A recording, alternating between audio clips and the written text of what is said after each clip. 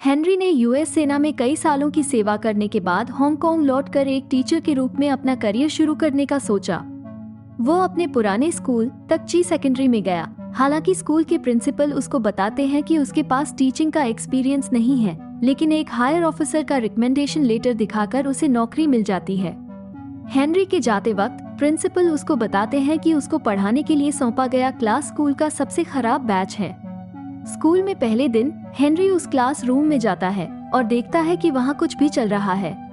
कुछ student so रहे हैं, दूसरे गाना गा रहे हैं, कुछ वीडियो गेम खेल रहे हैं और उनमें से कुछ एक पोर्टेबल स्टोव पर रामेन पका रहे हैं। यहाँ तक कि जब हेनरी अंदर आता है तो वो उसे कम्प्लीटली इग्नोर कर देते हैं।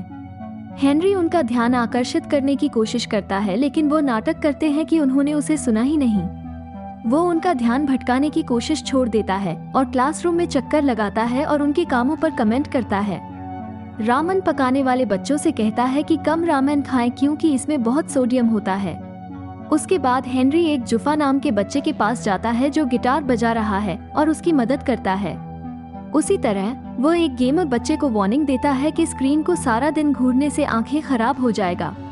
जब स्टूडेंट्स अंत में उसे सुनने लगते हैं तो वो अपना परिचय देता है और बोर्ड पर अपना नाम और फोन नंबर लिखता है, लेकिन स्टूडेंट्स उसकी बुरी हैंडराइटिंग देख हंसने लगते हैं। फिर स्टूडेंट्स में से किसी ने उसे कॉल किया और कहा कि क्लास छोड़ के चले जाए, पर हेनरी हंस पड़ता है। बच्चे फिर से उसे इग्नोर करते हैं और जो भी वो उसके आने से पहले कर रहे थे वही जारी रखते हैं। अब बहुत हो गया। हेनरी एक चौक और रबर बैंड उठाता है और रूम में फायर स्प्रिंकलर को मार के ट्रिगर कर देता है। स्टूडेंट्स जल्दी से फैल जाते हैं ताकि वे गीले नहीं हों। उसे आखिरकार उनका पूरा ध्यान मिलता है और वो उन्हें अपनी क्लास में फॉर्मली वेलकम करता है।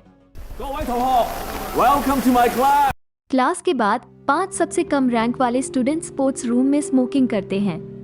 ग्रुप के लीडर जैक, जो दूसरे क्लास की एक ए ग्रेड स्टूडेंट पर दीवाना है, दूसरे स्टूडेंट्स उसे उस लड़की की फोटो देखते हुए देख के उसे टीज करते हैं। तभी स्कूल की बास्केटबॉल टीम के अमीर लड़के वहां आते हैं और हमेशा की तरह जैक का मजाक उड़ाते हैं क्योंकि वो गरीब है। बाद में बास्केटबॉल टीम प्रैक्टिस कर रही होती है, जबकि जैक और ग्रुप उन्हें पास से देखते हैं। जैक कोर्ट पर एक बोतल गिराता है जिसके कारण टीम का लीडर गिर जाता है। ग्रुप के सब लोग हंसते हैं, पर स्कूल की English teacher miss Liang Jack को डिटेंशन देती हैं। डिटेंशन से बचने के लिए वे उस पर एक प्रैंक करते हैं और जब वो अपनी डेस्क साफ कर रही होती है तब क्लास से भाग जाते हैं। दूसरी ओर स्कूल के प्रिंसिपल परेशान हैं क्योंकि एजुकेशन बोर्ड उनकी एनुअल बजट का 20% काटने का सोच रहा है। बोर्ड से लोग स्कूल का इंस्पेक्शन करने आते हैं ताकि देख सकें कि पैसे कहां इस्तेमाल किया जा रहा है। उसी समय हेनरी उस क्लासरूम में आता है जहां स्टूडेंट्स ने उस पर प्रैंक करने के लिए पानी की बाल्टी तैयार की है, लेकिन उसकी रिफ्लेक्सेस गिरते हुए बाल्टी से भी तेज होती हैं और वो बच जाता है। जिन स्टूडेंट्स ने उसका मजाक उड़ाने की वेट किया था वे चौंक जाते हैं। अब हेनरी जानता है कि जैक स्मोकिंग करता है, उससे उसकी सिगरेट की पैकेट मांगता है। जैक बस पैकेट उसे दे देता है, क्यूरियस होके कि वो क्या करने वाला है। फिर हेनरी जुफा से पूछता है कि सिगरेट में 3 इंग्रेडिएंट्स कौन कौन सी होती हैं। जब वो सवाल का सही तरीके से जवाब देता है तो उसे 1 दिन की छुट्टी मिल जाती है। ये देख के सभी अपनी डेस्क बजाने लगते हैं, मांग करते हैं कि उन्हें भी छुट्टी मिलनी चाहिए। जब वे रुकते हैं तो वो उन सभी को एक सिगरेट देता है और उनसे कहता है कि उसे एनालाइज करें। हेनरी जानता है कि अगर वो बस उनके हेल्थ पर इसके इफेक्ट्स का डिस्कशन करता है तो वे इसे सीरियसली नहीं लेंगे, तो इसके बजाय वो उनसे पूछता है कि सिगरेट पीने के परिणाम क्या हैं और समझाता है कि उनके फेफड़ों में टार कैसे बनता है। पहली बार वे टीचर की बातों पे ध्यान देते हैं और एक्चुअली में कुछ सीखने का इंटरेस्ट रखते हैं। घंटी बजने के बाद वो उनसे सिगरेट वापस करने को कहता है और सभी वापस कर देते हैं। उस दिन कैंटीन में बास्केटबॉल टीम का कैप्टन जैक के दोस्त ब्रूस को गिरा देता है। इससे उस ग्रुप के बीच एक बहस शुरू हो जाती है जो जल्द ही एक लड़ाई में बदल जाता है। वे एक दूसरे पर खाना और चेयर्स फेंकते हैं, कैंटीन को नष्ट कर देते हैं। बाद में हेनरी को इन्फॉर्म किया जाता है कि उसकी क्लास के 5 स्टूडेंट्स लड़ाई शुरू करने के लिए सस्पेंड कर दिए गए हैं। हेनरी देखता है कि जैक अपने ओपोनेंट के साथ हॉलवे में लड़ रहा है और उन्हें रोकता है। जब उसे शांत होने के लिए कहता है तो जैक स्कूल को पार्शियलिटी करने का आरोप लगाता है क्योंकि अमीर बच्चों को कभी कोई सजा नहीं मिलती। उस दिन स्कूल के बाद हेनरी 5 स्टूडेंट्स के सभी फाइलों को देखता है ताकि उसे उनके बारे में अधिक जानकारी मिल सके। पहला लड़का जुफा है, एक पाकिस्तानी इमिग्रेंट का बेटा जिसे हमेशा उसकी जाति के कारण भेदभाव का सामना करना पड़ता है। उस पे अक्सर उसके इलाके के पुलिस चोरी करने का आरोप लगाते रहते हैं। जुफा का बस एक ही सपना है कि वो सिंगर बने। दूसरा स्टूडेंट एक लड़की है, नाम है देनान। उसके जन्म के बाद से ही उसके पिताजी को निराशा हो गई क्योंकि उन्होंने हमेशा से एक बेटा चाहा था। पूरी जिंदगी देनान ने अपने पिताजी की इज्जत पाने की कोशिश की। उसने अपने बाल भी छोटे कर दिए ताकि वह एक लड़के की तरह दिखे। फिर भी उसके पिताजी उसे प्यार नहीं देते, जबकि उसके छोटे भाई को वे एक राजकुमार की तरह रखते हैं। फिर ब्रूस और क्रिस नाम के 2 भाई हैं। जब वे सिर्फ बच्चे थे तब उनकी माँ एक आदमी के साथ भाग गई जिसने उनके पिताजी को एक शराबी बना दिया। भाइयों के पास सिर्फ एक दूसरे का ही सहारा था।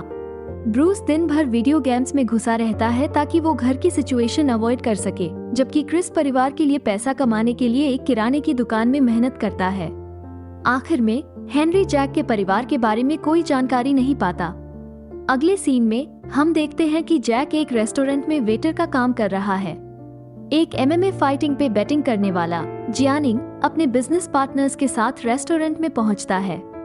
जब जियानिंग का ध्यान कहीं और है तब जैक उसकी फैंसी लाइटर चुरा लेता है, लेकिन पकड़ा जाता है और जियानिंग के लोग उसे पीटते हैं। जब वह जैक की ID देखता है और पता चलता है कि वह एक स्टूडेंट है, वो उसे कुछ पैसे देता है और उसे उनके फूड डिलीवरी की नौकरी ऑफर करता है।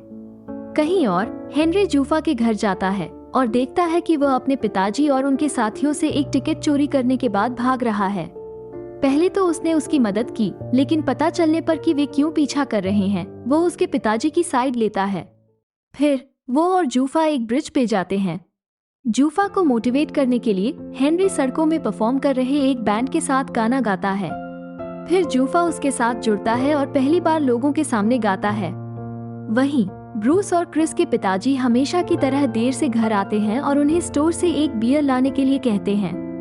जब भाइयों ने इनकार किया तो वो उन्हें अपने घर से निकलने के लिए चिल्लाते हैं। अगले दिन हेनरी उनके पिताजी से मिलता है और उनके बेटों की भलाई के लिए उन्हें रिहैब सेंटर जाने के लिए मना लेता है। इसी बीच देनान के पिताजी उसके लिए मेकअप प्रोडक्ट्स लेकर आते हैं और कहते हैं कि कभी तो लड़की की तरह व्यवहार कर लिया करो। देनान इस पर गुस्सा हो जाती है और वह अपने छोटे भाई पर मेकअप लगाती है और कार की चाबी के साथ घर से छुपकर बाहर निकल जाती है। वह अपने पिताजी की कार चलाने लगती है, लेकिन हेनरी सही समय पर उसे रोक देता है। वो उसे कहता है कि बिना लाइसेंस के ड्राइविंग करना सेफ नहीं है और बदले में दूसरा आइडिया देता है। इसके बाद वे एक गो कार्ट रेस ट्रैक पर जाते हैं। हेनरी उसके पिताजी को भी बुलाता है और वे रेस करते हैं। पिता और बेटी रेस के दौरान एक दूसरे को कोई दया नहीं दिखाते और आखिरकार ट्रैक के बाहर पहुंच जाते हैं। अचानक देनान की गो कार्ट को एक ट्रक हिट कर देता है, लेकिन वो बच जाती है।